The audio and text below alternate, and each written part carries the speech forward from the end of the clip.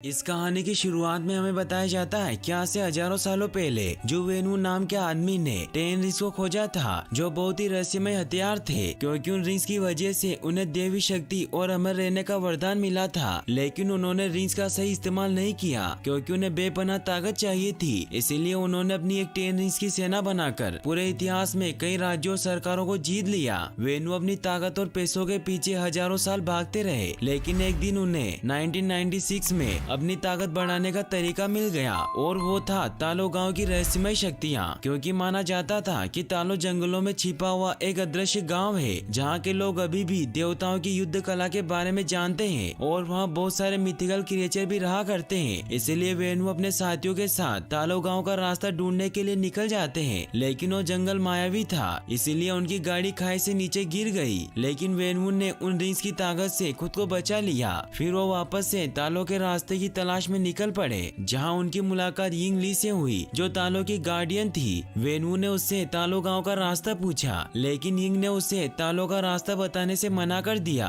और कहा कि तालो में आपके लिए कोई जगह नहीं है। इसी बात को लेकर उन दोनों में लड़ाई शुरू हुई, लेकिन यिंग ली ने तालो की शक्तियों से वेनु को हरा दिया। मगर इस लड़ाई में उन दोनों को एक दूसरे से प्यार हो गया और उन दोनों के 2 बच्चे हुए, शांगजी और शेलिंग। वेनु को अब अपना परिवार मिल गया था, इसीलिए उसने अब सब बुरे काम छोड़ दिए और उन रिंग्स को भी एक बॉक्स में बंद कर दिया। अब वो खुशी से रहने लगे थे। शांग अपनी माँ से पूछता है कि अगर डेड के रिंग्स इतने ताकतवर थे तो आपने उन्हें कैसे हरा दिया। तो यिंग उसे बताती है कि जहाँ से मैं हूँ वहाँ के सभी लोगों को महारक्षक ड्रैगन की जादुई शक्तियों का वरदान मिला है, और जिस पर हमारे ड्रैगन की कृपा होती है वो कई बड़े बड़े कारनामे कर सकता है। फिर यिंग अपने बेटे को एक लॉकेट देती है और उसे कहती है कि जब भी तुम्हें लगे कि तुम रास्ते से भटक गए हो तो ये तुम्हें घर का रास्ता दिखाएगा, इसीलिए हमेशा इसे अपने पास रखना। अब यिंग का पूरा परिवार खुश था, लेकिन एक दिन जब वेनु घर पर नहीं थे तभी आयरन गैंग के लोग उनके घर पर आ गए, क्योंकि वेनु ने पहले उन्हें मिटाने की कोशिश की थी, इसीलिए वो अब अपना बदला लेना चाहते थे।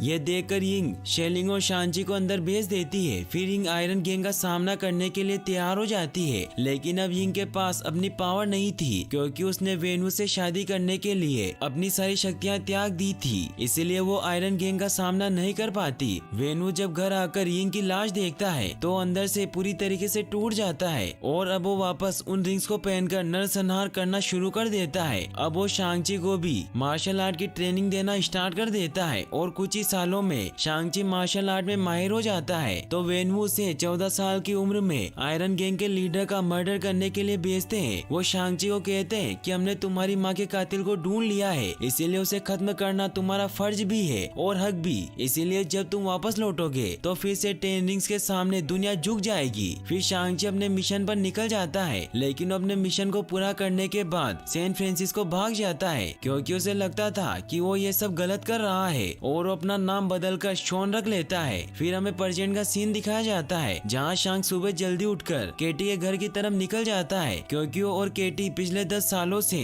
काफी अच्छे दोस्त थे, और अब वो साथ में कार पार्क करने का काम किया करते थे। एक दिन जब वो बस से अपने काम पर जा रहे होते हैं तो कुछ 10 रिंग्स आदमी के लोग उन पर हमला कर देते हैं, जिन्हें वेनु ने शांगची के गले में लगे लॉकेट को लेने के लिए भेजा था। शांगची उन्हें वो लॉकेट नहीं देना चाहता था, क्योंकि उसकी माँ की आखिरी निशानी थी, इसीलिए उस पर हमला कर देता है और उन सभी आदमियों को मार देता है। लेकिन तभी रेजर फिस्ट उस पर हमला कर देता है, क्योंकि रेजर फिस्ट 10 रिंग्स का सबसे खतरनाक योद्धा था और उसकी तलवार किसी भी चीज को काट सकती थी। शांगची उसके वार से बचता जाता है, लेकिन रेजर फिश की तलवार की वजह से उस बस के ब्रेक फेल हो जाते हैं, जिससे वो बस आउट ऑफ कंट्रोल हो जाती है और बस ड्राइवर भी बेहोश हो जाता है। तो केटी बस को चलाने लगती है और शांग रेजर फिश से लड़ने लगता है, लेकिन रेजर फिश की तलवार की वजह से बस के 2 हिस्से हो जाते हैं। ये देखकर शांग सभी लोगों को दूसरी साइड पर ले जाता है और वो रेजर फिश को धक्का देकर बस के बैक साइड में पटक देता है, जिससे वो डिब्बा अलग होकर क्रैश हो जाता है। लेकिन रेजर फिस्ट शांगची से वो लॉकेट लेने में कामयाब हो गया था। फिर दिखाया जाता है कि जब शांगची घर वापस आता है तो मकाओ जाने की तैयारी करने लगता है, क्योंकि उसे पता था कि उसकी माँ ने उसकी बहन को भी सेम लॉकेट दिया था, इसीलिए उसे हासिल करने के लिए उसके पीछे जरूर जाएंगे। केटी शांग से पूछती है कि ये सब क्या चल रहा है और तुम कौन हो। तो शांग उसे बताता है कि जिन गुंडों ने हम पर हमला किया था वो गुंडे मेरे डैड ने भेजे थे, और अब वो मेरी बहन पर अटैक करेंगे, इसीलिए अब मुझे जाना ही होगा,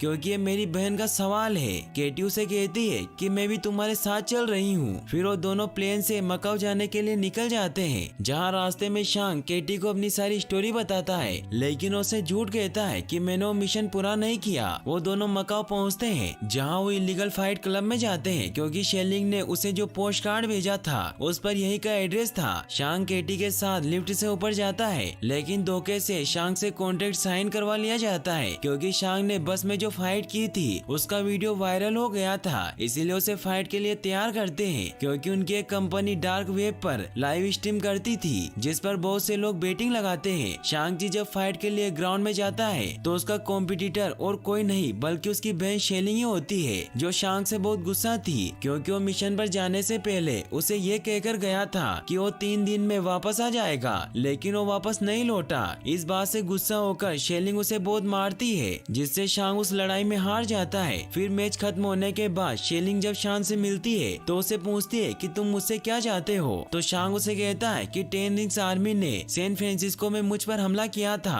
और वो मेरा लॉकेट ले गए और अब वो तुम्हारे पीछे आएंगे, क्योंकि तुम्हारे पास भी मॉम का सेम लॉकेट है और जरूर डेड हमारे लॉकेट से कुछ बुरा करना चाहते हैं। तो शेलिंग उसे कहती है कि जब तुम मुझे अकेला छोड़कर गए थे तब मुझे तुम्हारी जरूरत थी, लेकिन तुम नहीं लौटे, तो मैं समझ गई कि मुझे तुम्हारी कोई जरूरत नहीं है और मैंने ये जगह अपने दम पर बनाई है, इसीलिए ना तो मुझे पहले तुम्हारी जरूरत थी और ना अब है। तो शांग उसे कहता है कि फिर तुमने मुझे वो पोस्ट कार्ड क्यों भेजा, तो शेलिंग उसे कहती है कि ये पोस्ट कार्ड मैंने तुम्हें नहीं भेजा। तो इससे शांग समझ जाता है कि उसके डेड ने उसे फंसाया है। तभी वहाँ 10 रिंग्स के लोग आकर उन पर हमला कर देते हैं, लेकिन शेलिंग अपने साथियों के साथ वहाँ से निकल जाती है, मगर वो शांग और केटी को वहाँ अकेला छोड़ देती है। शांग वहाँ से भागने के लिए बिल्डिंग का कांच तोड़ देता है। वो केटी को भी बाहर आने को कहता है, लेकिन केटी डर रही होती है क्योंकि उसे बांस की डंडियों पर चलना था। तो शांग उसे कहता है कि एक बार हम नीचे चले गए तो हम यहाँ से भाग सकते हैं, तो केटी भी मान जाती है। फिर वो दोनों साथ में लिफ्ट तक जाने लगते हैं, लेकिन तभी 10 रिंग्स आर्मी के लोग उन्हें देख लेते हैं। तो शांग केटी को कहता है कि तुम आगे जाओ, मैं इन्हें रोकता हूँ। फिर शांग सभी लोगों से लड़ने लगता है। केटी जब आगे जाने लगती है तो एक फाइटर उस पर अटैक करके उसे नीचे गिरा देता है, लेकिन तभी शेलिंग वहाँ आकर उसे बचा लेती है। फिर शेलिंग और शांग साथ में 10 रिंग्स आर्मी के साथ लड़ने लग जाते हैं। शांग शेलिंग से कहता है कि तुम तो हमें मरने के लिए छोड़ गई थी। तो शेलिंग उसे कहती है कि अब तुम समझ गए होंगे कि जब कोई मुसीबत के वक्त तुम्हें छोड़कर चला जाता है तो कैसा लगता है। फिर वो दोनों मिलकर उन सभी आदमियों को मार देते हैं। तभी वहाँ 10 रिंग्स आर्मी का सबसे खतरनाक आदमी डेथ डीलर आता है, जो शेलिंग पर अटैक करके उससे वो लॉकेट लेकर चला जाता है। यह देखकर शांग डेथ डीलर के पीछे जाता है और उसे वहाँ से भागने से रोक लेता है। उन दोनों के बीच फाइट स्टार्ट होती है, लेकिन शांग में सालों का गुस्सा भरा हुआ था जब डेथ डीलर ने उसे टॉर्चर किया था, इसीलिए उसे पकड़कर मारने लगता है। लेकिन तभी शांग के डेड वहाँ आकर उसे रोक लेते हैं। वो शांग को कहते हैं कि मुझे तुम्हारी बहुत याद आई। फिर वो उन सभी को लेकर घर जाते हैं, जहाँ 10 रिंग्स आर्मी उनका स्वागत करती है। शेलिंग केटी को अपने रूम में लेकर जाती है, जहाँ केटी शेलिंग से पूछती है कि क्या तुम्हारे डेड हमें भी मार देंगे। तो शेलिंग उसे कहती है कि अगर तुम चुपचाप रहोगी तो डेड भूल जाएंगे कि तुम यहाँ हो, क्योंकि माँ के जाने के बाद वो पूरी तरीके से बदल गए हैं। उन्हें लगता था कि मैं उन्हें माँ की याद दिलाती हूँ, इसीलिए वो मेरी तरफ देखते भी नहीं थे।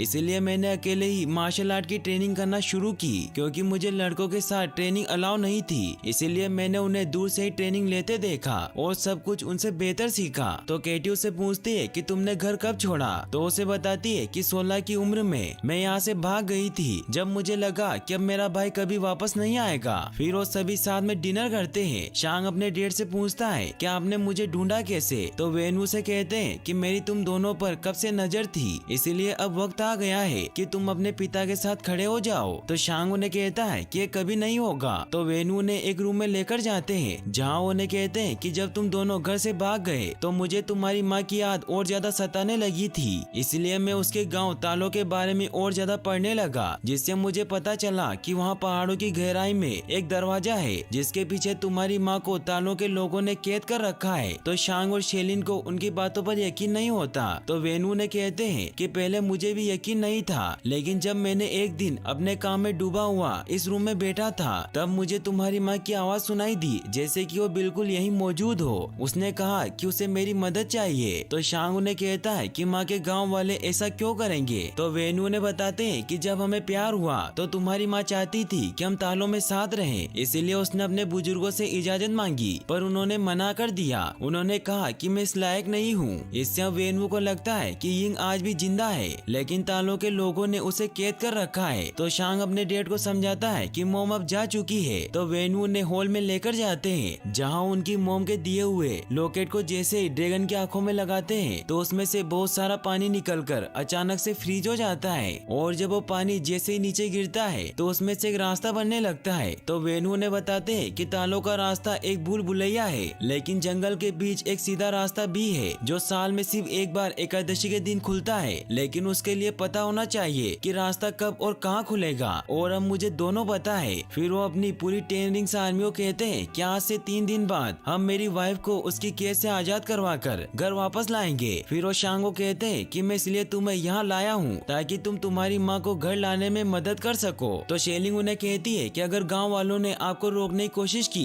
तो आप क्या करेंगे। तो वेनू ने कहते हैं कि अगर उन्होंने ऐसा किया तो पूरा गांव जलकर खाक हो जाएगा। तो शांग उन्हें कहता है कि इन बेकार की बातों से आप मोम के गांव में नहीं घुस सकते। तो वेनू गुस्सा होकर शांग और शेलिंग पर अटैक कर देते हैं और उन्हें जेल में कैद करने का ऑर्डर दे देते हैं। वेनू जब अपने रूम में जाते हैं तो उन्हें वापस से यिंग की आवाज सुनाई देती है। वो उन्हें कहती है कि हम सब जल्द ही एक साथ होने वाले हैं। वहीं शांग, शेलिंग और केटी को जेल में बंद कर दिया जाता है, जहाँ शांग उन दोनों को कहता है कि अगर हम डेट से पहले तालो नहीं पहुँचे तो फैमिली की बची कुछ निशानियाँ भी खत्म कर देंगे। तभी उन्हें वहाँ कुछ आवाजें सुनाई देने लगती है और जब वो उस तरफ जाते हैं तो वो देखते हैं कि वहाँ एक कलाकार होता है जिसका नाम ट्रेवर स्लेटरी होता है। ट्रेवर उन्हें अपनी स्टोरी बताता है कि कुछ समय पहले एक प्रोड्यूसर ने उसे टेररिस्ट का रोल दिया था, लेकिन वो ट्रेवर को बेवकूफ बना रहा था क्योंकि वो प्रोड्यूसर खुद ही एक टेररिस्ट था। इसीलिए जब ट्रेवर ने टेररिस्ट का रोल किया तो पुलिस को लगा कि वो एक टेररिस्ट है, इसलिए उन्होंने उसे पकड़कर जेल में डाल दिया।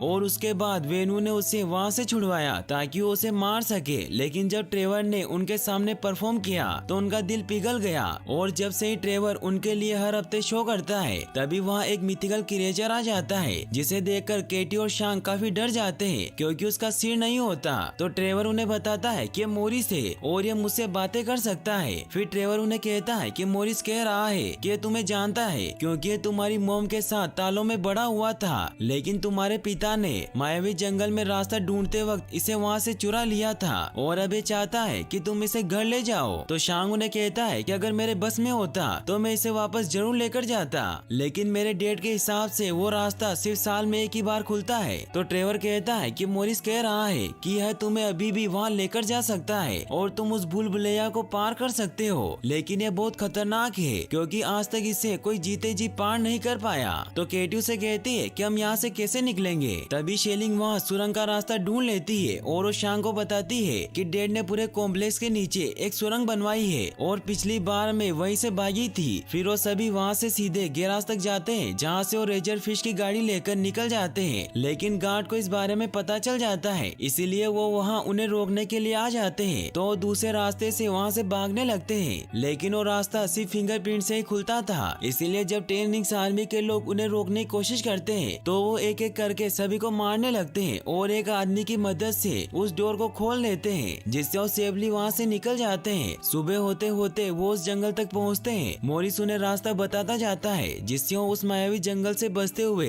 एक झरने तक पहुँचते हैं, जहाँ जब वो जैसे झरने के अंदर जाते हैं तो वाटर एकदम फ्रीज हो जाता है और वो एक सीक्रेट रास्ते से सीधा तालों में पहुँचते हैं, जहाँ वो देखते हैं कि वहाँ बहुत सारे मिथिकल क्रिएचर होते हैं। फिर वो तालो गाँव में पहुँचते हैं जहाँ शांग सभी को अपना इंट्रोडक्शन देता है, लेकिन वो सब उनकी बात नहीं सुनते और उन पर अटैक करने लगते हैं। तभी वहाँ यिंगली की बहन नान आ जाती है जो उन्हें ऐसा करने से रोक लेती है। वो शांग और शेलिंग से कहती है कि मैं तुम्हारी मौसी हूँ। वो उन दोनों से मिलकर बहुत खुश होती है। शांग नान को कहता है कि हमारे पास टाइम कम है क्योंकि हमारे डैड यहाँ अटैक करने के लिए आ रहे हैं। तो नान उन्हें अपने साथ नदी के किनारे लेकर जाती है, जहाँ उन्हें बताती है कि हम काले द्वार के रखवाले हैं और तुम्हारी दुनिया को उन बुराइयों से बचाते हैं जो इस द्वार के पीछे कैद है। तो शांग उन्हें कहता है कि हमारे डैड उसी द्वार को खोलने आ रहे हैं क्योंकि उन्हें लगता है कि माँ वहीं कैद है। तो नान उनसे पूछती है कि उन्हें ऐसा क्यों लगता है। तो शेलिंग उन्हें बताती है कि उन्हें मदद मांगते हुए माँ की आवाज सुनाई देती है। तो फिर वो उन्हें तालों के इतिहास के बारे में बताती है कि हमारा गांव तालों की सृष्टि का एक छोटा सा हिस्सा है, लेकिन ये सृष्टि बहुत विशाल है क्योंकि यहाँ ऐसे शहर हैं जो पूरे ब्रह्मांड से बेहतर है। फिर उन्हें बताती है कि हजारों सालों पहले तक हमारे लोगों के बीच शांति और समृद्धि थी, लेकिन उस शांति को अंधेरे के हैवान ने भंग कर दिया,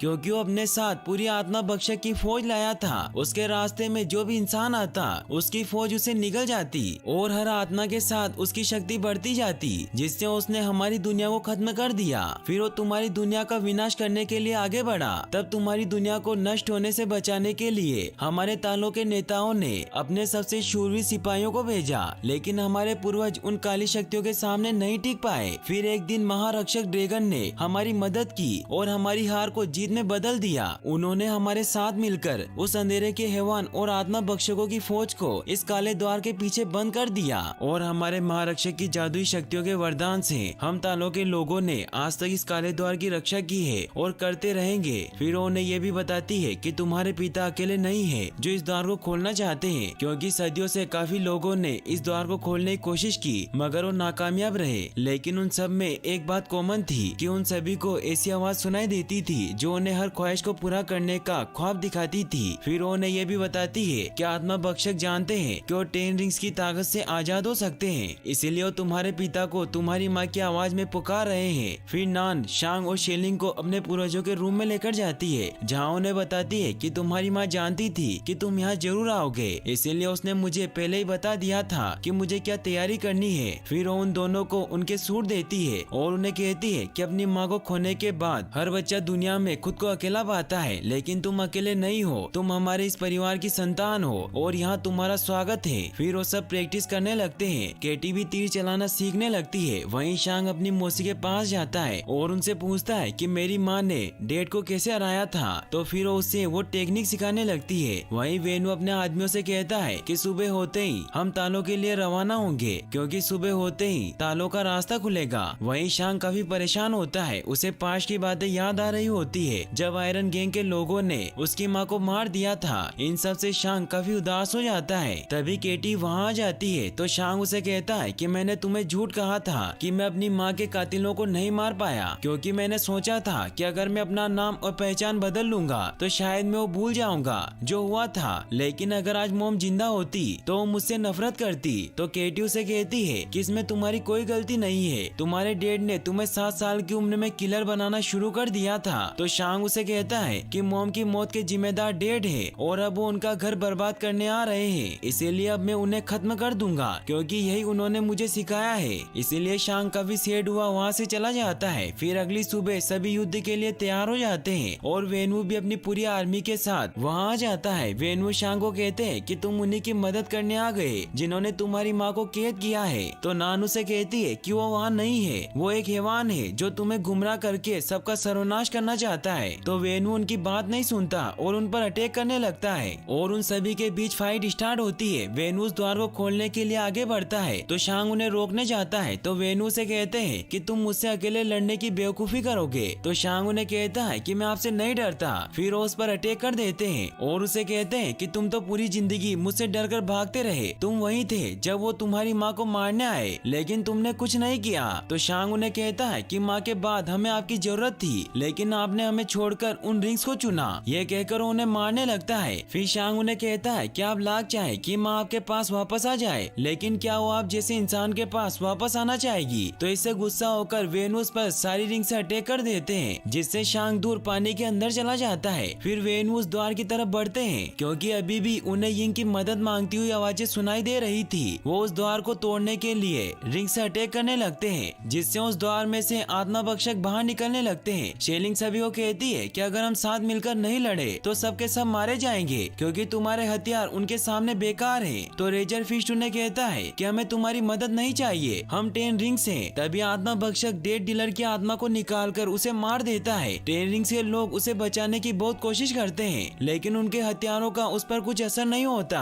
आत्मा भक्षक रेजर फिस्ट पर भी हमला कर देते हैं, लेकिन नान उसे अपने हथियार की मदद से बचा लेती है, क्योंकि सिर्फ तालों के हथियारों से ही उन्हें मारा जा सकता था, क्योंकि उनके हथियारों पर ड्रैगन की खाल लगी हुई थी। इससे अब रेजर फिस्ट भी समझ जाता है कि वो अकेले उनका सामना नहीं कर सकते, इसीलिए उनका साथ देने के लिए तैयार हो जाते हैं। वहीं वो आत्मा भक्षक आत्माओं को लेकर काले द्वार के पीछे जा रहे होते हैं, ताकि वो अंधेरे के हैवान की ताकत बढ़ा सके। नान शेलिंग को बताती है कि अगर अंधेरे के हैवान की ताकत और ज्यादा बढ़ गई तो उसे कोई रोक नहीं पाएगा। फिर वो सभी हथियार लेकर उन आत्मा भक्षकों का सामना करने के लिए पानी की तरफ जाने लगते हैं। वहीं शांग उस पानी में डूब रहा होता है। तभी उसे अपने बचपन की बातें याद आने लगती है, जब उसकी मॉम ने उसे कहा था कि डरो मत, ड्रैगन का आशीर्वाद हमेशा तुम्हारे साथ है और तुम मेरे और तुम्हारे डेट की अच्छाई का हिस्सा हो, इसीलिए जो भी हमने तुम्हें दिया है उसे दिल से अपना लो। तभी शांग की आँख खुल जाती है और महारक्षक ड्रैगन भी गहराई से निकलकर उसके सामने आ जाता है। वहीं वेनु अभी भी उस गेट को तोड़ने की कोशिश कर रहे थे, क्योंकि उन्हें अभी भी यिंग की आवाजें सुनाई दे रही थी। वहीं अब सभी मिलकर उन आत्मा भक्षकों पर हमला कर रहे होते हैं और तभी शांग भी ड्रैगन पर बैठकर बाहर आ जाता है और वो ड्रैगन भी उनकी मदद करने लगता है। तभी नान शांग से कहती है कि तुम्हें अपने पिता को रोकना होगा।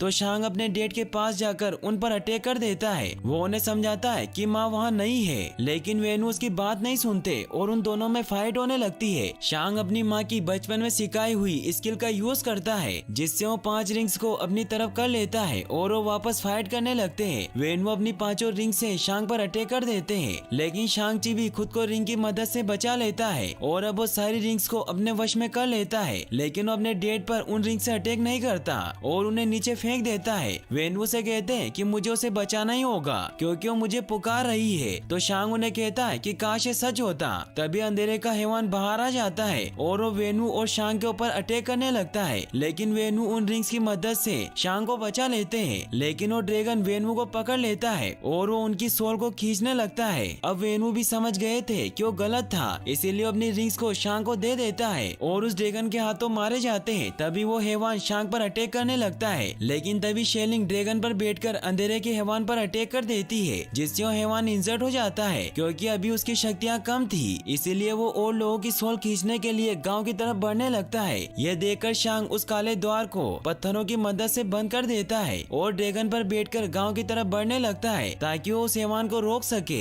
ड्रैगन अपनी पावर से हैवान पर अटैक कर देता है और उसे अपनी पानी की शक्तियों से पकड़ लेता है। लेकिन तभी आत्मा भक्षक बहुत सारी आत्माओं को पकड़कर हैवान के मुंह में डाल देते हैं, जिससे उसकी शक्तियाँ और ज्यादा बढ़ जाती है और वो ड्रैगन की पकड़ से आजाद हो जाता है। फिर वो हैवान ड्रैगन को पकड़कर उसकी सोल को निकालने लगता है। वहीं गुआंगबू केटी से कहते हैं कि अगर हैवान को हमारे ड्रैगन की आत्मा मिल गई तो उसे कोई नहीं रोक पाएगा, इसीलिए हमें उसके गले पर निशाना लगाना होगा। वो साथ में उस पर निशाना लगाने लगते हैं, लेकिन तभी एक आत्मा भक्षक गुआंगबू को पकड़कर उसकी आत्मा निकाल लेता है। ये देखकर केटी काफी डर जाती है, क्योंकि उसके पास एक ही तीर बचा हुआ था और उसने अभी एक दिन पहले ही तीर चलाना सीखा था। वहीं वो हैवान शेलिंग को भी पकड़कर उसे मारने लगता है, लेकिन शांग अपनी बहन का हाथ पकड़ लेता है। शेलिंग उसे कहती है कि तुम्हें मेरा हाथ छोड़ना होगा, वरना वो हैवान ड्रैगन की आत्मा निकाल लेगा। तो शांग उसे कहता है कि मैं तुम्हें दोबारा नहीं छोड़ सकता। वो हैवान ड्रैगन की आत्मा निकालने लगता है, लेकिन तभी केटी उस ड्रैगन के गले पर निशाना लगा देती है और उसका निशाना एकदम सही लगता है, जिससे ड्रैगन की सोल निकलने से बच जाती है। ड्रैगन हैवान को नीचे पानी के पास लेकर जाता है और उसे अपनी पावर की मदद से पकड़ लेता है। शांग अपनी रिंग्स की मदद से उस हैवान पर जाकर उन रिंग्स को हैवान के सीने में भर देता है और उन रिंग्स को कामयामा स्टाइल में मुंह करके उस ड्रैगन को मार देता है, जिससे सारे आत्मा भक्षक भी मर जाते हैं। फिर ड्रैगन शेलिंग और शांग को लेकर किनारे पर आ जाता है, लेकिन इस लड़ाई में बहुत से लोग मारे जाते हैं। फिर रात को वो उन सभी लोगों को सम्मान देते हैं जिनकी वजह से उन्होंने नया सवेरा देखा था